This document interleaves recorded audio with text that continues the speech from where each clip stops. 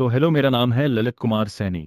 और आज हम इस वीडियो में नक्सलवाद पर चर्चा करेंगे कि देश में नक्सलवाद कितना खत्म हो चुका है और कितना बाकी है। आप इस चैनल पे नहीं हो तो यार इसको सब्सक्राइब जरूर करके जाओ और लाइक करना और पूरी वीडियो जरूर देखना, आपको बहुत अच्छी जानकारी मिलेगी। तो चलिए शुरू करते हैं। आंकड़े कहते हैं, क्या देश सच में नक्सलवाद से मुक्त हो चुका है? देश के गृह मंत्री अमित शाह ने संसद को बताया कि नक्सलवाद लगभग समाप्त हो चुका है। केंद्रीय मंत्री अमित शाह ने 30 मार्च को लोकसभा में बताया कि देश में महाभारत लगभग समाप्त हो चुका है। अमित शाह के मुताबिक मोदी सरकार की सख्त सुरक्षा नीति, लगातार चलाए गए अभियान और विकास योजनाओं के कारण ये संभव हो पाया है। करीब एक साल पहले केंद्रीय गृह मंत्री ने माओवाद को खत्म करने के लिए 31 मार्च 2026 तक की समय सीमा तय की थी।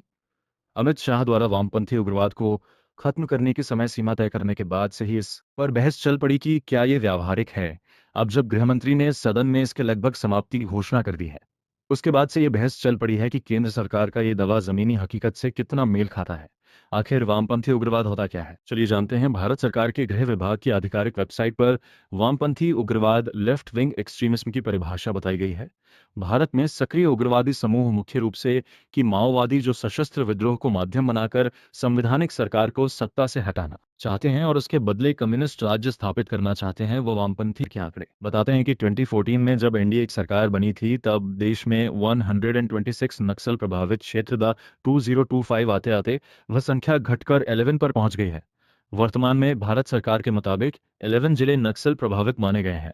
आपकी स्क्रीन पर एक टेबल आ रही होगी जिसमें वह राज्य और उनके जिले उनको बताया गया है जिनमें नक्सलवाद है, जहां छत्तीसगढ़ में सबसे ज्यादा बीजापुर, दंतेवाड़ा, नारायणपुर, कांकेर, मोहला मानपुर, अंबागढ़ चौकी, नारायणपुर, सुकमा झारखंड में, पश्चिम सिंहभूमि महाराष्ट्र में, गढ़चिरौली उड़ीसा में, कोरापुट मध्य प्रदेश में, बालाघाट छत्तीसगढ़ देश का सबसे ज्यादा नक्सल प्रभावित राज्य है।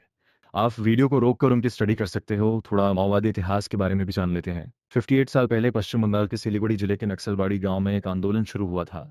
इस आंदोलन के तहत आदिवासी किसानों ने हथियार उठाए थे। उसे समय के चीनी नेता माओ त्से तुंग की कम्युनिस्ट विचारधारा से यह सभी प्रभावित थे। इन नाराज किसानों का प्रतिनिधित्व कम्युनिस्ट पार्टी ऑफ इंडिया कर रही थी। दो नेता मुख्य रूप से सक्रिय थे, चार मजूमदार और कानून सान्याल। इनका मानना था कि सशस्त्र क्रांति के जरिए ही सामाजिक और आर्थिक समानता लाई जा सकती है। ये नेता किसने और आदिवासियों को जमीन का अधिकार दिलवाना चाहते थे। इस आंदोलन की शुरुआत क्योंकि नक्सलबाड़ी गांव से हुई, ऐसे में आंदोलन में शामिल लोगों को नक्सलवादी कहा जाने लगा। धीरे धीरे आंध्र प्रदेश, छत्तीसगढ़, झारखंड, उड़ीसा और महाराष्ट्र के कुछ इलाकों तक इस विचारधारा का प्रसार हुआ। इन क्षेत्रों को रेड कॉरिडोर कहकर संबोधित किया जाने लगा। नक्सलियों ने सबसे ज्यादा पुलिस, सुरक्षा बलों और सरकारी ढांचे को निशाने पर लेने का काम किया। लगातार बढ़ती हिंसक गतिविधियों के कारण ये समस्या देश की एक बड़ी आंतरिक सुरक्षा चुनौती बन गई।